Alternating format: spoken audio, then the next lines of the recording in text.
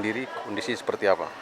Baik ya, kalau kondisi di Ende ini saya selaku eh, dinas yang mengkoordinasi ini perkembangannya cukup bagus karena banyak intervensi dari dunia LSM untuk bagaimana meningkatkan kualitas sumber daya dari para petani itu untuk bagaimana dia bisa memproduksi di dalam budidaya kakaonya, lalu dia juga bisa untuk panennya dan pasca panennya berkaitan dengan pemasarannya.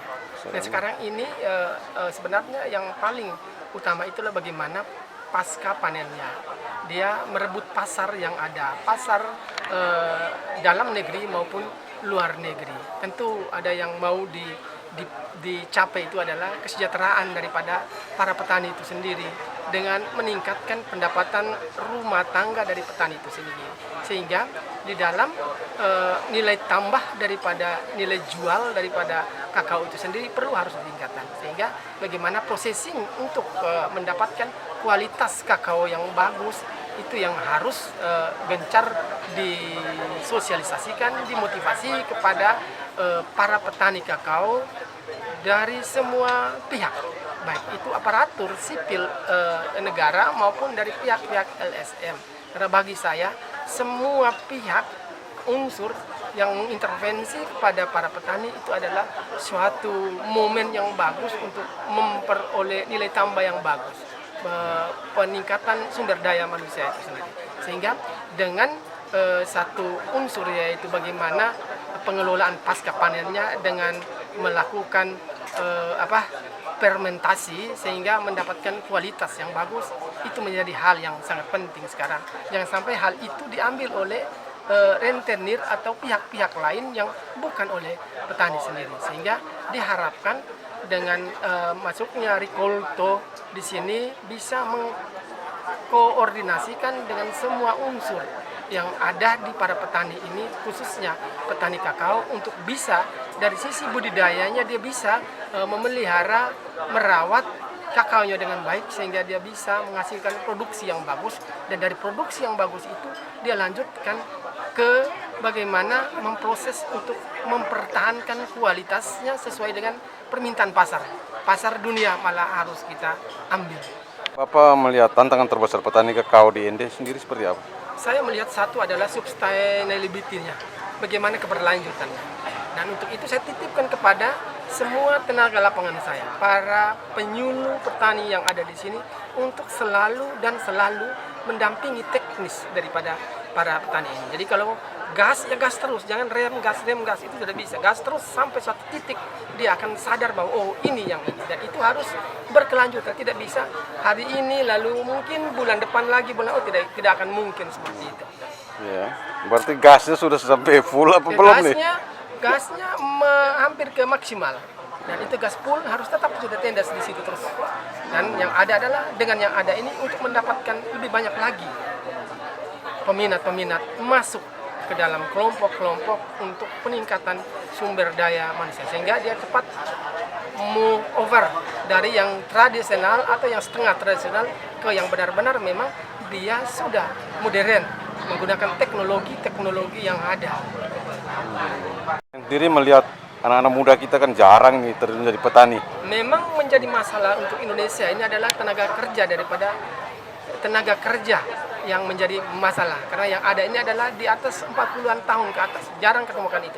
Tetapi dengan program pemerintah Republik Indonesia dengan menuju ke masa petani yang modern itu kan dia menyiapkan sebagai macam alsintan, karena alsintan tidak menggunakan manual lagi, sehingga masuk ada dengan hand traktor, dengan alat semprotnya, alat untuk olah lahannya, alat untuk pasca panennya. Jadi dengan itu akan menggugah tenaga muda bisa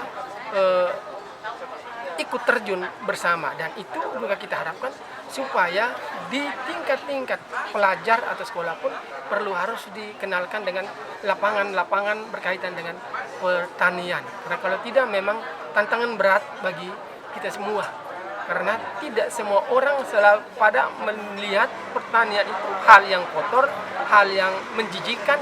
Tapi kita tahu bahwa dengan adanya berada di era COVID-19 ini yang hidup dan positif pertumbuhan ekonominya itu hanya ada di sektor pertanian, dan itu memberikan kontribusi positif, dan semua orang tenaga kerja apapun dia akan kembali lagi ke pertanian, dan itulah yang harus menjadi ukuran-ukuran dan harus dimotivasi kepada satu hal lagi, bahwa pertanian, Departemen Pertanian juga melalui tenaga kerja milenial sekarang ini. Jadi tenaga-tenaga ini untuk bagi saya di Kabupaten Ende ini, saya masuk ke proki-proki karena itu ada mudika-mudika di sana, sehingga di sana mereka itu melalui proki-proki, stasi-stasi itu dengan bekerja sama dengan para pastor di sana untuk bagaimana tenaga muda mudika itu juga dia hanya orientasinya bukan pada kegiatan-kegiatan di sektor jasa, tapi bagaimana mulai dengan cara menanamnya, cara memanen segala macam, dan diperkenalkan sehingga dia tidak kaget ketika kalau dia tamat dari sekolah dia sudah tahu bahwa oh iya, sudah familiar dengan kondisi kita yang ada. Karena apapun 80-90% kita di Kabupaten Ende ini adalah bergerak di sektor pertanian, dan itulah yang harus dimulai dari awal sejak kecil diperkenalkan itu, karena kalau tidak ya susah. Dan kita harapkan kondisi yang sekarang ini dengan perkenalan dari Kementerian Pertanian itu menggunakan alat mesin pertanian itu yang bisa menggugah tenaga-tenaga muda kita, sehingga dia merasa bahwa dia ada di dalam kendaraan yang bisa untuk mengoperasionalkan itu. Dia tidak pikul lagi, dia tidak pikul parang lagi, dia tidak pikul pacu lagi untuk kesawat, tapi dia tiap hari dia menggunakan hand traktor, menggunakan kultivator, menggunakan rice transplanter, bahkan sampai pada alat potong padi pun sudah dengan menggunakan alat mesin itu sendiri. Bapak ini apa? Kita tahu bahwa sumber daya manusia itu kan sebagai lokomotif penggeraknya. Yang pertama harus pendekatan kelompok. Pembinaan teknis, pendampingan teknis oleh tenaga lapangan dan unsur mana saja, apakah dari LSM atau dari mana saja, sehingga sumber daya manusianya itu dia terupgrade, dia bisa berikuti perkembangan. Karena kalau saja kita memberikan bantuan al-sintan ataupun apa saja ke petani, tapi kalau sumber daya manusianya tidak di-upgrade, dia tidak akan bisa untuk melaksanakan itu. Contohnya saja, kalau kita kasih alat mesin itu, dia tidak tahu tentang itu, bisa saja bulanan saja alat mesin itu sudah bisa rusak semua. Sehingga titik pertama dan pertanian kalau pada titik sekarang di era milenial ini adalah bagaimana membuat dia itu sudah kemodernisasi, tidak lagi untuk menggini, tapi sumber daya manusianya itu harus dia benar-benar